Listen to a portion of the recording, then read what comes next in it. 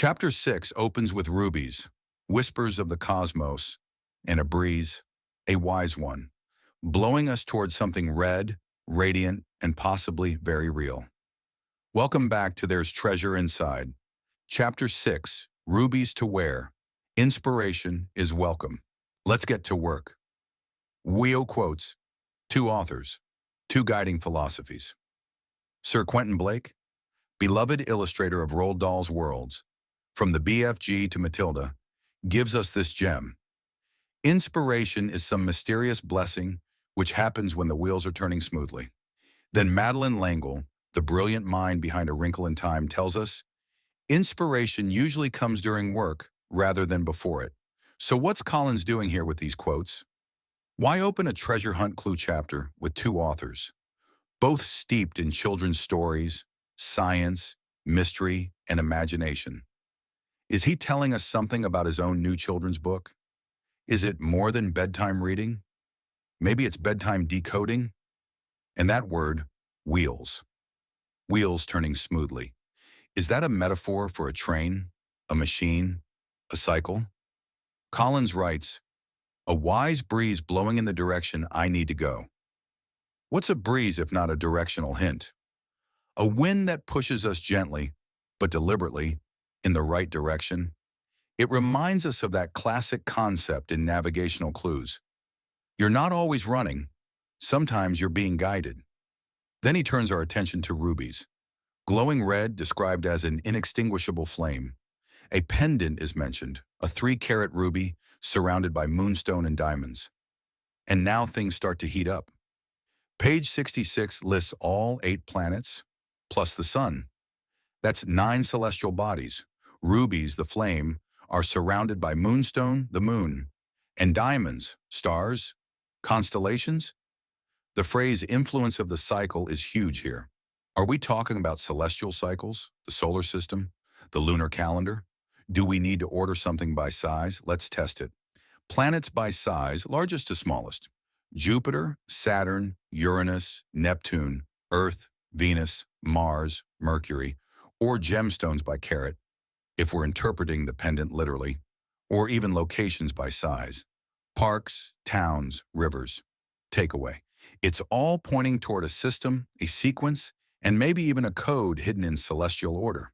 The phrase pigeon's blood stops us in our tracks. It's both vivid and grotesque. And yet, it's the industry name for the finest, deepest red rubies, often from Myanmar. But here's where it gets American. Pigeon blood agate, found in southeast Utah, often paralleling Interstate 70 and near the Book Cliffs. That's interesting terrain, especially since Utah features heavily in other modern treasure hunts. There are 8 places in the U.S. named Pigeon, including Pigeon Forge, Tennessee, touristy and mountainous, Pigeon Key, Florida, Island, Pigeon Lake, Michigan. Could pigeon be a code word for a location? Or are we supposed to track 8 pigeon-named places, maybe even connect them on a map? Could it also relate to the now extinct passenger pigeon, suggesting something lost, buried, forgotten? Quotes from 2 legendary children's authors, perhaps a nudge to examine Collins' own children's book more closely. A ruby pendant wrapped in moon and star imagery, celestial symbolism wrapped around a 3-carat flame, a wise breeze, a directional clue, possibly pushing us west toward Utah's Book Cliffs or pigeon-named towns. A system of 9 celestial bodies, a call to order things by size, and that haunting ruby term, pigeon blood. The chapter returns, again and again, to the wind, a wise breeze, a gentle wind, a breeze that nudges you, and finally a breeze that guides us through a threshold. So, what kind of treasure hunt is guided by air? Let's pause here. Wind has always been symbolic of change, of inspiration, of divine nudging. But in Collins' world, it's also literal. Where can you consistently feel a breeze? Near large bodies of water, lakes, oceans, coastal cities, in elevated places, cliffs, ridges, canyons. And of course, Chicago, famously known as the Windy City. Is he directing us to Chicago? Or is this breeze something subtler, a signal we'll recognize not by geography, but by feel. Look at the way Collins uses it. A breeze through a threshold. That suggests a crossing, a passage, a portal between the known and the hidden. Could it be a bridge, a cave entrance, a trailhead leading to a hidden glade, or a literal doorway, like an arch in a park or a tunnel along a coastline? We need to ask, what is the threshold, and what happens after we cross it? Collins introduces designer Angie Marei, caught in a moment, waking from a dream, or maybe running in the park. But here's the weird part. She's carrying her sketchbook while running. That's not normal. So why does he include this detail? Could Angie Marei represent us, the reader? Someone toggling between a waking world of parks and paths and a dreaming world where rubies glow and wise breezes speak? Collins has said we take a picnic and find a treasure.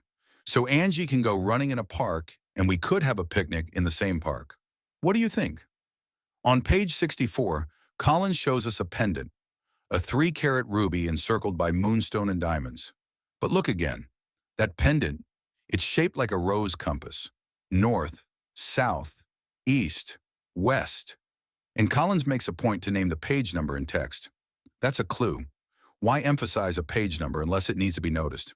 Perhaps we're supposed to orient ourselves using that pendant, not just as jewelry, but as a directional tool. We now have a breeze pushing us and a compass to guide us. So maybe the big takeaway from chapter 6 is this. Collins wants us to start thinking directionally. He wants us to move. He wants us to follow the wind towards something ancient, red, and waiting. He says, maybe we could take a picnic and find a treasure. Casual words, but packed with weight. Why a picnic?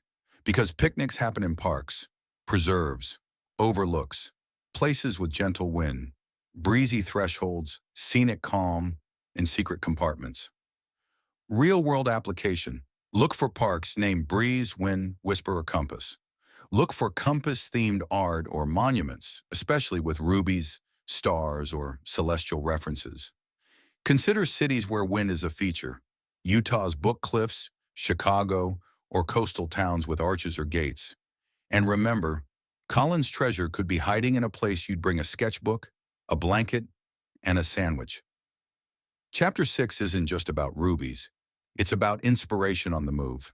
It's about the subtle hints, a breeze, a compass, a park, a pendant, and a world where treasure isn't just buried. It's nudging you, waiting for you to notice the wind on your neck and ask, is this the threshold?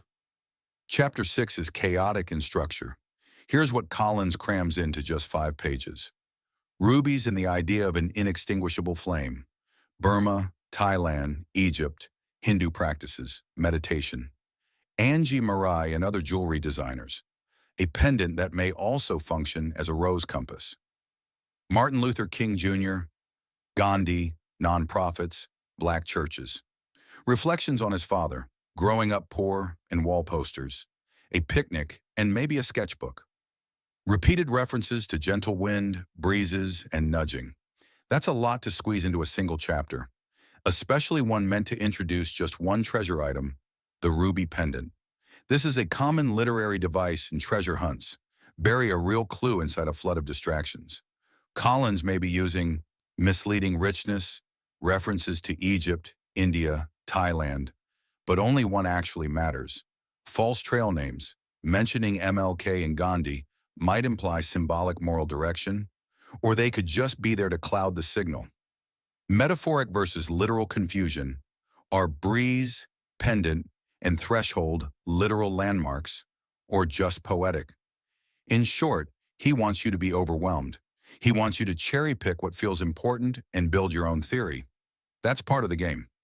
Let's be real. Some authors need to get from point A to point B in 200 pages, and sometimes chapters like this serve to fulfill the publisher's requested length, to ensure each treasure item gets its own spotlight, to inject personal flavor, religious upbringing, admiration for Gandhi, etc.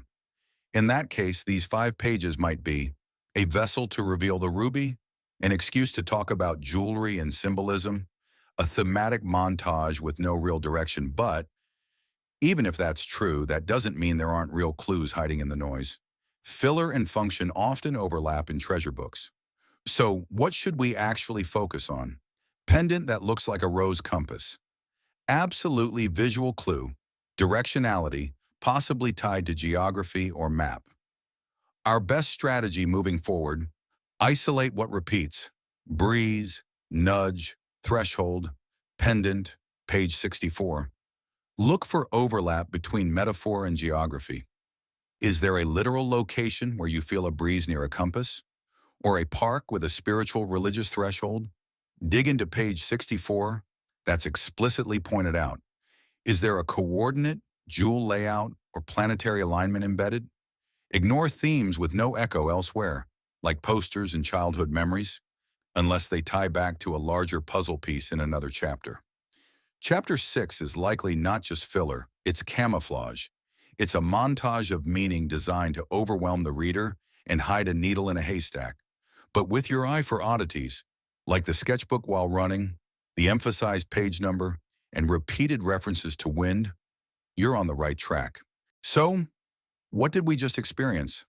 A 5-page chapter packed with global references, spiritual leaders, wind metaphors, gemstones, sketchbooks, dreams, childhood memories, and a pendant that might just be pointing us in a specific direction. Maybe this wasn't filler after all.